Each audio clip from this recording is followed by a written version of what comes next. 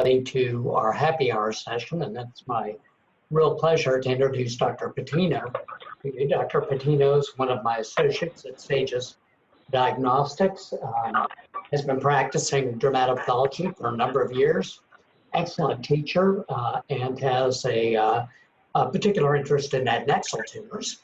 And Dr. Patino will be speaking to us today about sebaceous tumors. Once again, if you have any questions, please be sure to use the Sagis Diagnostic site, education@sagisdx.com, and send us any questions that you have. Or alternatively, you can email me directly, tdavis@sagisdx.com. We're certainly glad to have you, Will. Appreciate it. Hand it over to you now, okay? Great. Thank you so much, Tom. I really appreciate the introduction. So, good afternoon, everybody. Thanks for joining us today. Will Patino, dermatopathologist here at Sagis in Houston. Can everybody hear me okay? And see my screen? Okay, I hope so. So, for the next 45 minutes or so, we're going to review some of the most common sebaceous tumors. These tumors are actually often tested in the boards because they have very characteristic histology, and also because of the known association of some of these tumors with Muir Torre syndrome. So I'm going to go over the histologic findings, the key features for the differential diagnosis, and at the end, we're going to talk for a few minutes about Muir Torre syndrome. I might not be able to keep track of all your comments and questions in the chat function of Zoom. So Ida is going to help me keep track of your questions, and at the end, hopefully we'll have enough time, so I'll be more than happy to answer any questions. So if we don't have enough time to get to all the questions, please email us to education@sagisdx.com. That's the email right here, and we'll make sure to get back to you as soon as possible, okay? So let's go ahead and begin. At the periphery, looking at the periphery of this biopsy, and we can see the hair follicles, meaning we're in the scalp. And at the center of this biopsy, we can appreciate that the hair follicles are markedly reduced, right? So clinically, this will correlate with an area of alopecia. Also, when we get a little bit closer, we can see that the epidermis is acanthotic, and there is also papillated epidermal hyperplasia. We get a little bit closer, we see that there are numerous sebaceous glands. They're very prominent. And furthermore, some of these sebaceous glands communicate directly, shown here, with the overlying epidermis. Also, in addition to the features we just saw, in the underlying dermis, there are some prominent apocrine glands.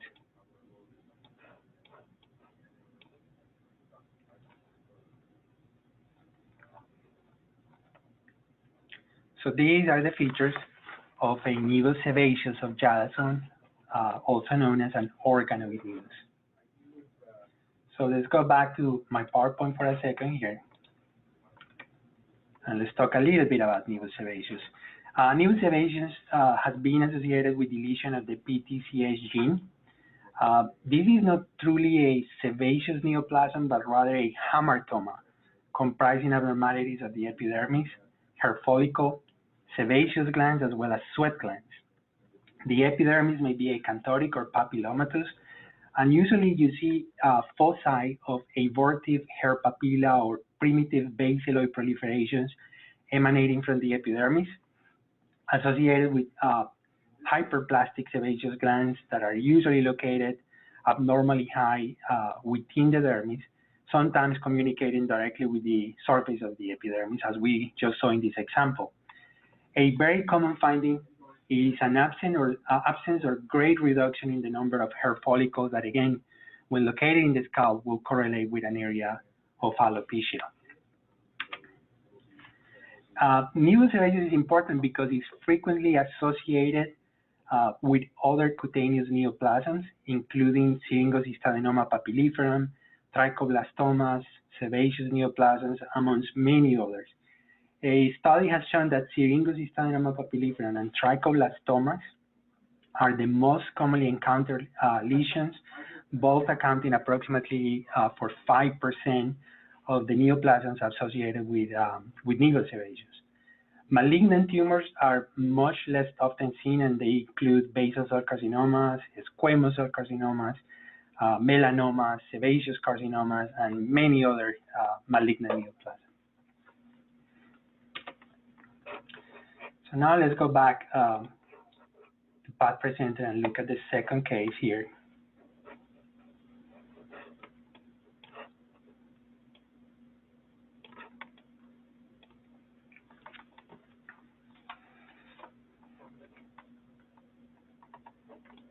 So in this case, at low power, we can appreciate that there is a very significant increased number as well as size of sebaceous glands that involve the upper dermis in the majority of the biopsy. If we look closer, we can see that the architecture of the sebaceous glands is pretty much preserved, right? We see a normal layer of basaloid germinative cells at the periphery of the lobules. And then at the center, we see the mature sebaceous cells with these large multivacuolated or foamy cytoplasm and central nucleus. This foamy or vacuolated cytoplasm is due to the presence of numerous lipids in these mature sebaceous cells or sebaceous. In some areas also, we can appreciate that the sebaceous lobules drain into the infundibulum of a hair follicle and drain into the epidermis. So in this lesion, the architecture and cytology of the sebaceous gland is preserved, and the abnormality is an increased number and size of sebaceous glands that are located high in the dermis. So this is an example of sebaceous gland hyperplasia, or simply sebaceous hyperplasia. So that example actually helped us go through the normal architecture or anatomy of the sebaceous gland, and we already described that there is a peripheral layer of basaloid germinative cells that is usually only 1 or 2 cells in thickness. And then in the center of the lobules, we have the vacuolated cells with abundant pale or eosinophilic cytoplasm, and those are the mature sebaceous. So sebaceous hyperplasia is a very common condition that most often presents on the face of older adults, particularly males. The forehead and the cheeks are commonly affected, and occasionally diffuse facial involvement can occur. These lesions present as yellowish, dome-shaped, asymptomatic papules, usually measuring 1 to 2 millimeters in diameter. However, in some cases, they can be significantly larger, as the example we just saw. As a matter of fact, the largest reported case of sebaceous hyperplasia measured 9 centimeters in diameter, so they can be quite large. As we just saw in the biopsy, the sebaceous glands are hyperplastic. They are located high in the dermis. The individual lobules are increasing number, and the lobules drain into a central duct, which is often associated with a hair follicle. Okay, go to our next case here. So here, even at this power, we can appreciate that this is a very well circumscribed neoplasm that is located in the upper dermis and exhibits focal communication with the overlying epidermis. The neoplasm is composed of multiple sebaceous lobules with peripheral basaloid cells or germinative cells, and then inner mature sebaceous. You can notice here that the basaloid cells at the periphery are increased in number, And in some areas, there are definitely more than 2 cells in thickness, like in a normal sebaceous gland or just sebaceous hyperplasia. However, the mature sebaceous in the middle here still predominate and comprise the majority of the lesion.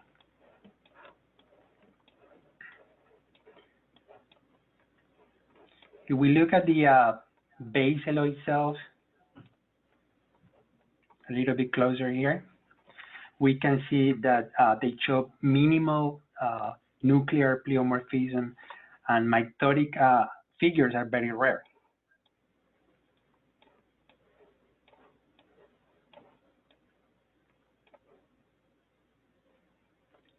So this is an example of a sebaceous adenoma.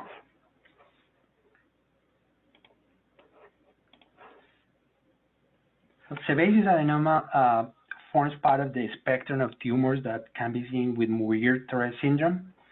And again, we'll talk a little bit more about that syndrome later. Sebaceous adenomas are usually multilobulated and sometimes appear to replace the surface epithelium. The individual lobules are often surrounded by a collagenous pseudocapsule, and these lobules try to mirror, to resemble the structure of a normal sebaceous gland. At the periphery of the lobules are a variable number of small germinative cells or baseloid cells with round or oval vesicular nuclei and a scant cytoplasm. The baseloid cells blend with the central mature sebaceous, which are much larger and have pale staining vacuolated cytoplasm and central hyperchromatic small nuclei.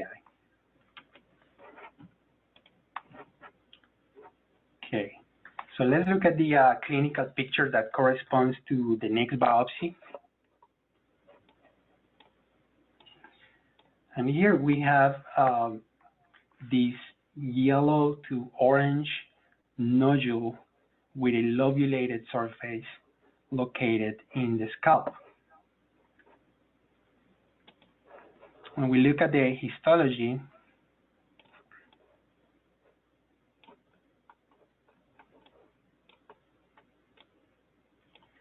we have a dermal neoplasm that is composed of these well-circumscribed nodules that involve the superficial and deep dermis. These nodules are actually composed of numerous baseloid or germinative cells that mix with scattered cells with vacuolated cytoplasm, or again, mature sebaceous. In contrast to sebaceous hyperplasia and sebaceous adenoma, here we can see that the baseloid cells predominate and comprise the majority of the neoplasm.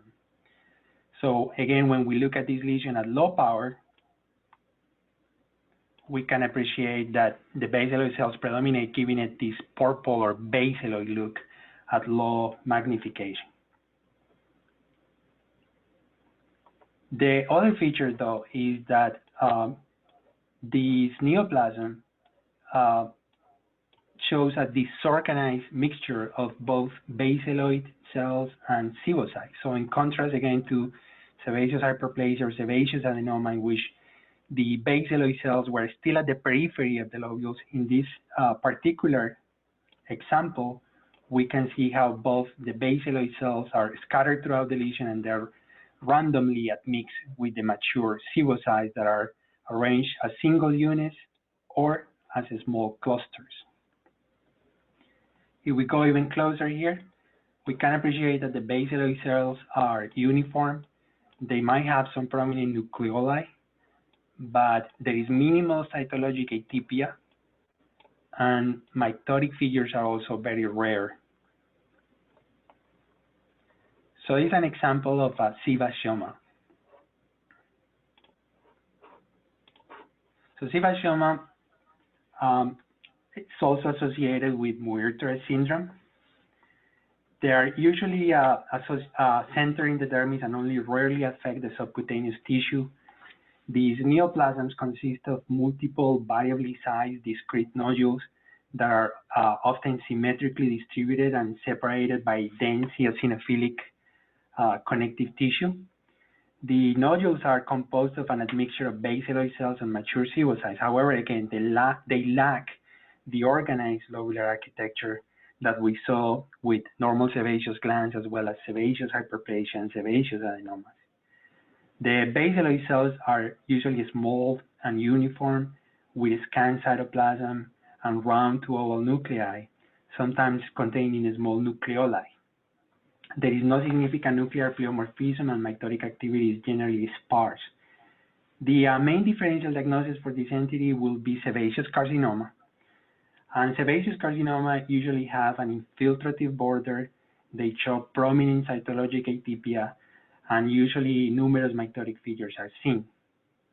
Also, in addition, with some sebaceous carcinomas, an intraepidermal component can be seen.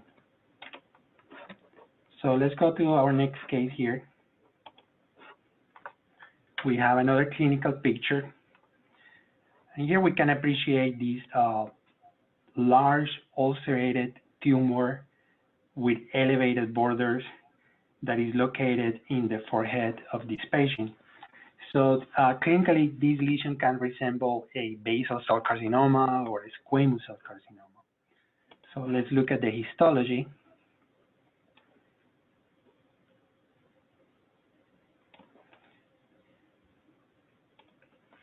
And even at this power, we can see these irregular nodules that infiltrate very deep into the dermis.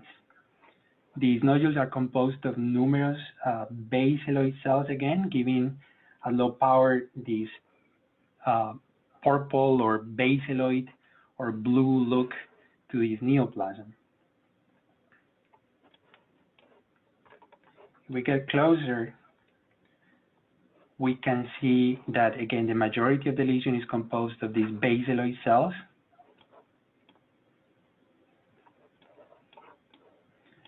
And the baseloid cells show prominent cytologic atypia. There is marked variation in the shape and size of the nuclei, very prominent nucleoli, as well as some mitotic figures. That's one mitotic figure. There's another mitotic figure right here. So you can appreciate here there is a lot of variation in the size and shapes of the nuclei, and there is also some nuclear overlap. So it's a lot of cytologic atypia and again some mitotic activity as well. If we look around, in addition to the baseloid cells, we can still appreciate some cells with abundant vacuolated cytoplasm and central nuclei. So these are some mature sebaceous, indicative of sebaceous differentiation. So this is an example of a sebaceous carcinoma. And notice again that in this particular case, the baseloid cells predominate, giving this neoplasm this purple or baseloid look at low power. That is in contrast to our next case here. So here for comparison, we have another example of sebaceous carcinoma.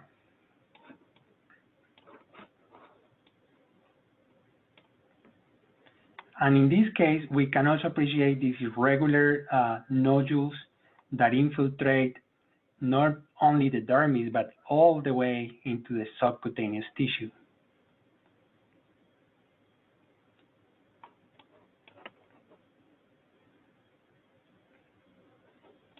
These nodules are composed of an admixture of baseloid cells at the periphery,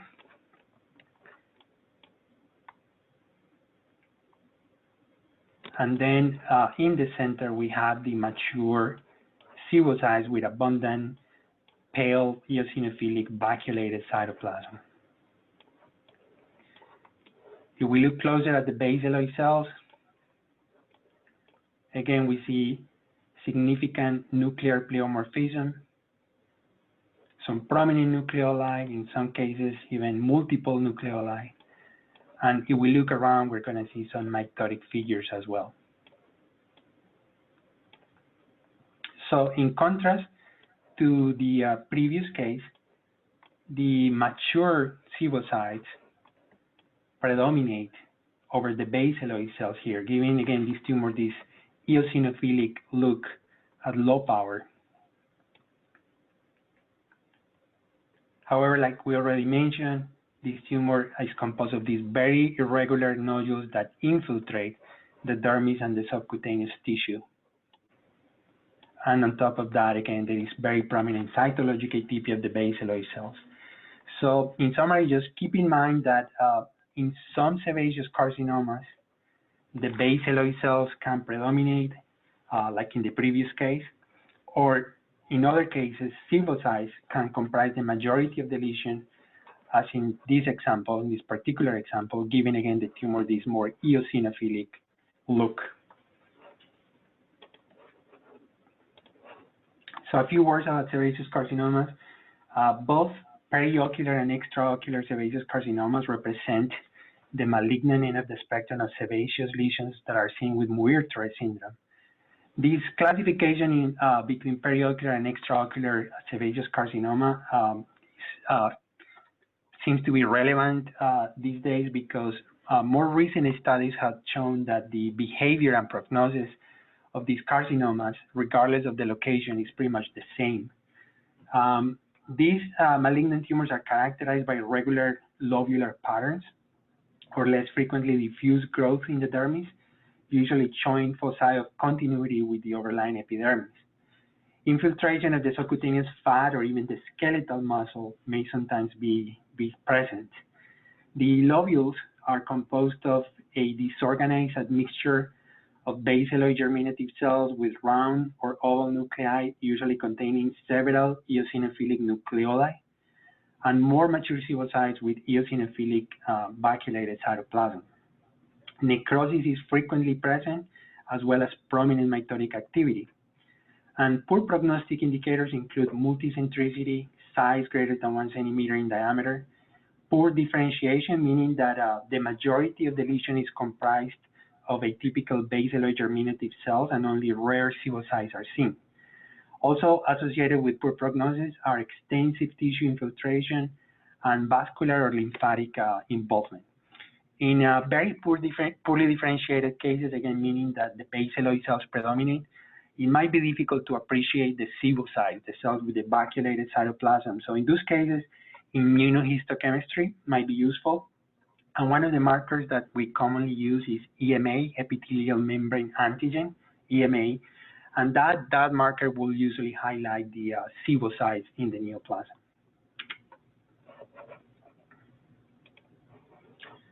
Okay, so let's look at our next case here. This is actually a really nice example. Here we have a very well circumscribed lesion that is located in the dermis, and at low power, we can appreciate that there is a significant cystic component in the center of the lesion.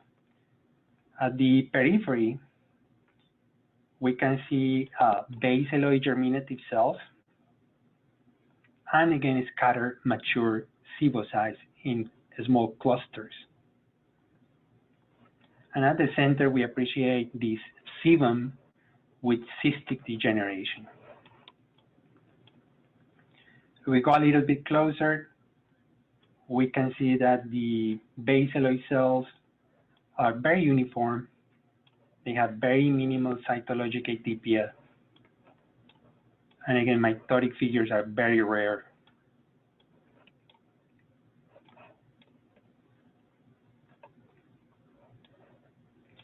So this is an example of a cystic sebaceous tumor. So cystic sebaceous tumors are currently recognized as a distinct type of sebaceous neoplasm that is associated with Muir Torre syndrome. These tumors are composed of an admixture of baseloid cells and mature sebaceous, and the baseloid cells show no significant atypia, and very rare mitotic figures are seen usually. However, though, it's a little bit controversial because some dermatopathologists have proposed that these lesions are just a cystic variant of a sebaceous adenoma or a sebaceous carcinoma. So again, you're going to find some controversial results out there. Some people believe these are just cystic degeneration or cystic changes in a sebaceoma, not a sebaceoma, excuse me, sebaceous adenoma or sebaceous carcinoma, because interestingly, in sebaciomas, these cystic changes are not very commonly seen. Again, the important thing to remember here is that the cystic sebaceous tumors are also associated with Muir Torre syndrome. So now that we review the most common sebaceous lesions, here's a short summary of the main characteristics and hopefully an easy way for you to remember these neoplasms. Remember, in sebaceous hyperplasia, the basaloid cells comprise 1 to 2 layers at the periphery, but the normal lobular architecture of the sebaceous gland is preserved. In sebaceous adenoma, the basaloid cells are increased at the periphery, but they comprise less than 50% of the total tumor mass. And in sebaceoma, the basaloid cells comprise more than 50% of the tumor mass. Scattered sebaceous are present throughout the tumor, and they're usually arranged as small clusters throughout the tumor. If you look at one end of the spectrum here, the eosinophilic cells corresponding to the mature sebaceous predominate over the basaloid cells, as is in the case of sebaceous hyperplasia and sebaceous adenomas. But if you look at the other end of the spectrum, where the purple or basaloid cells predominate and comprise the majority of the lesion, so again, at low power, you can appreciate that basaloid or purple look. That will be the case of sebaciomas and in some sebaceous carcinomas. Again, sebaceous carcinomas can do both things, right? They can be predominantly composed of basaloid cells or predominantly composed of a mature sebaceous cells. So finally here, to go into our last case. And actually the next 5 slides go together. So they all belong to this case here.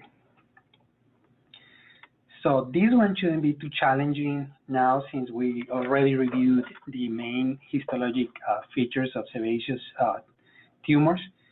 And here we can see that at low power, this tumor is more eosinophilic, more pale, meaning that the mature sebaceous comprise the majority of the lesion.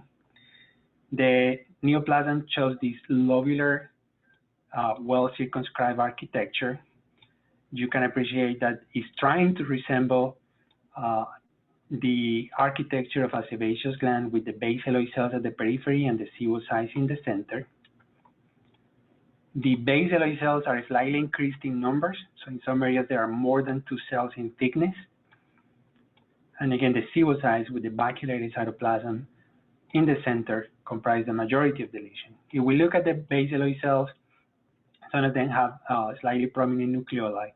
However, there is not very prominent cytologic atypia, and mitotic figures are very rare. So there is another example of a sebaceous adenoma.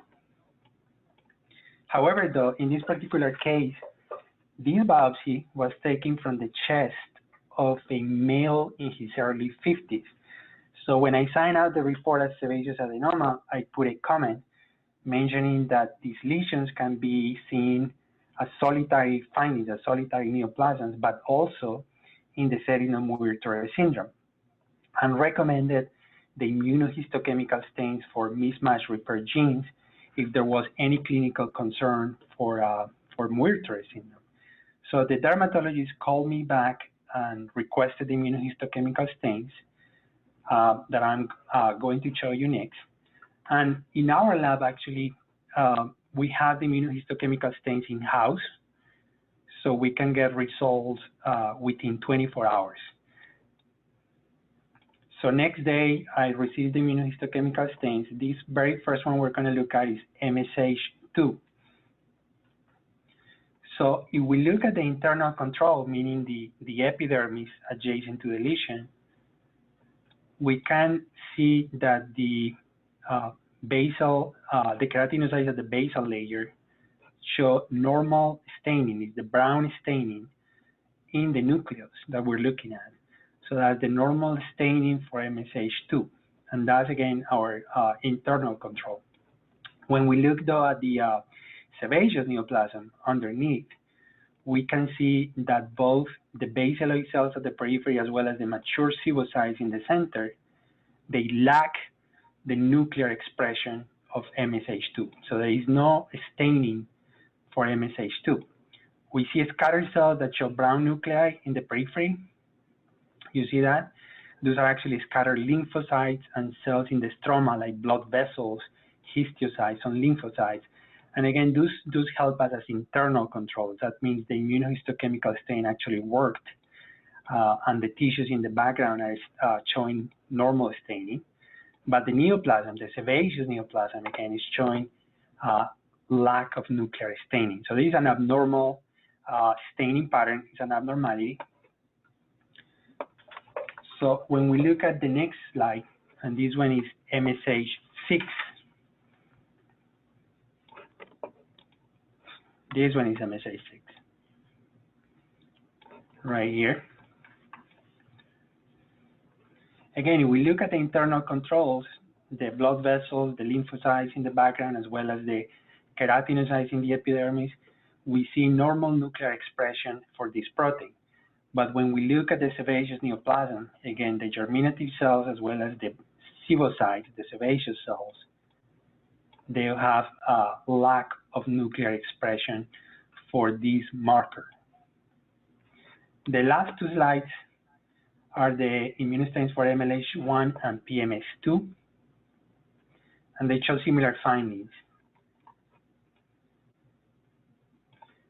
In this case, again, we see normal staining in the epidermis and also normal nuclear staining in the baseloid germinative cells as well as the sebaceous in the center for MLH1.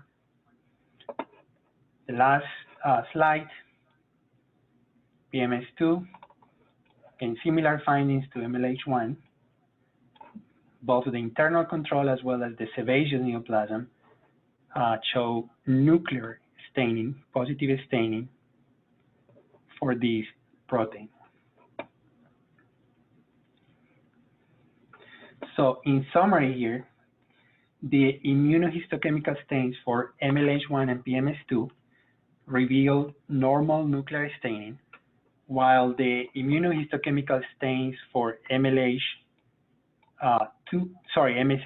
and MSH6, they show abnormal staining, meaning loss of nuclear staining in the sebaceous adenoma.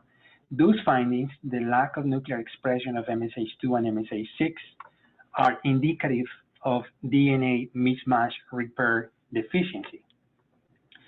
So most neoplasms, sebaceous neoplasms with loss of MSH2 and MSH6 protein expression are most likely due to germline defects in the MSH2 gene with coexistent loss of the protein, the binding protein MSH6. As a matter of fact, MSH2 is the most commonly mutated gene in Muir Torre syndrome, accounting for approximately 90% of the cases. So when we look at this immunohistochemical profile, it's very common to see abnormalities in the nuclear expression that go in pairs, as we saw in this case. In other words, there is usually loss of expression of both MSH2 and MSH6, or loss of expression of MLH1 and PMS2. This abnormal staining pattern is not due to mutations in both genes, but rather is due to the fact that the proteins form heterodimers. So MSH2 forms a dimer with MSH6, while MLH1 forms a dimer with PMS2. So when one of these genes is mutated, the protein is not produced. The binding protein does not have a partner, and therefore it undergoes degradation. So in this particular example we're looking at, most likely there is a mutation in the MSH2 gene. No protein is produced for MSH2. Then the binding partner MSH6 is left alone to degenerate, and therefore there is no immunohistochemical staining detected for both MSH2 and MSH6. So once we had demonstrated mismatch repair deficiency by immunohistochemistry, we recommend genetic counseling as well as germline mutation analysis, germline testing, to confirm the diagnosis of Muir Torre syndrome due to a germline mutation in one of these genes.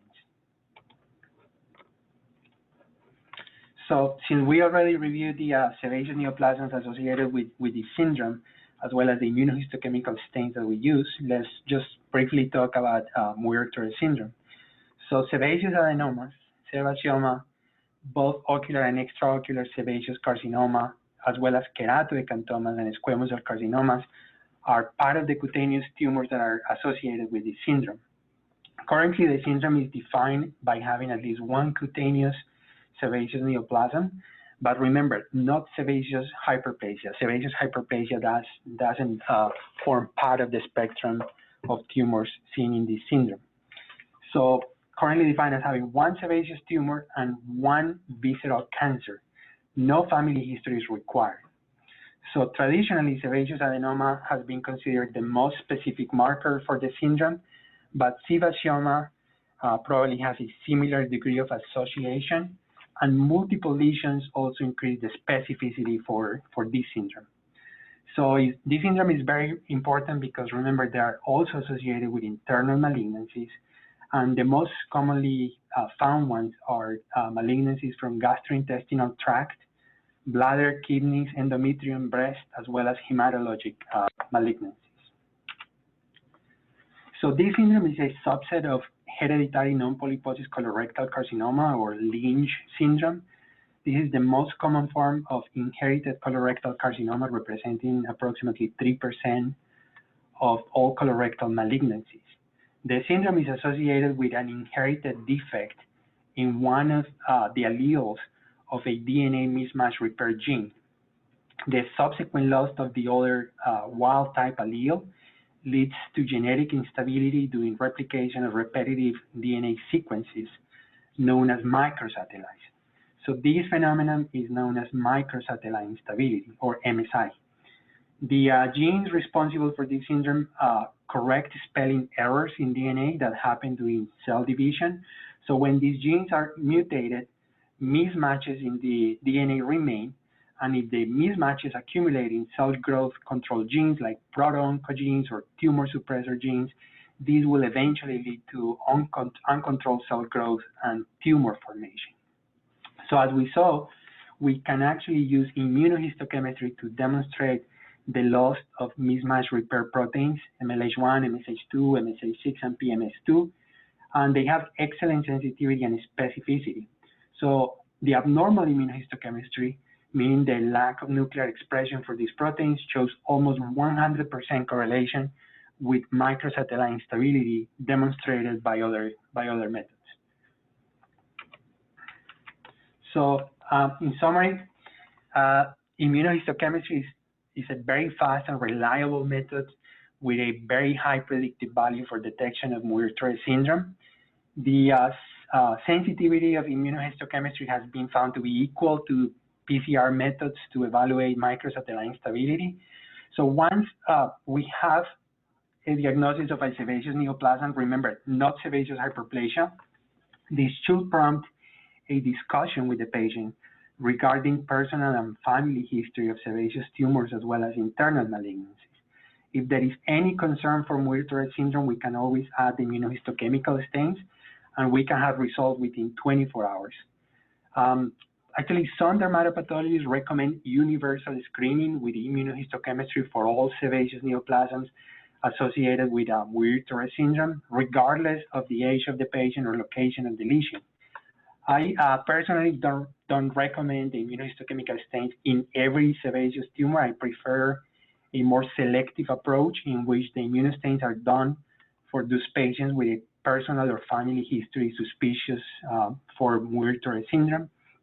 So in general, what I do is in my reports, I include a comment explaining that sebaceous neoplasms can occur as isolated lesions, but also in the setting of Muir Torre syndrome, and therefore immunohistochemical stains can be performed upon request.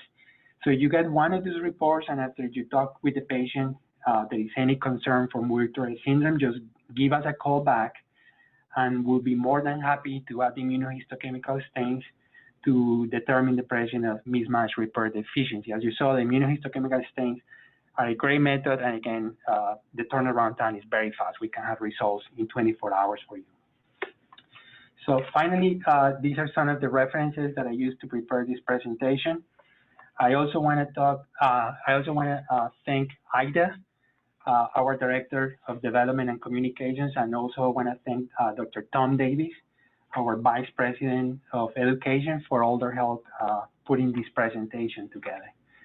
So thank you so much for your attention. I don't think we're going to have enough time for questions, unfortunately. We lost a few minutes when we lost power, but again, please email us your questions, education@sagesdx.com, and we'll be happy to answer your questions. We'll get back to you as soon as we can, okay? Thank you so much for your attention.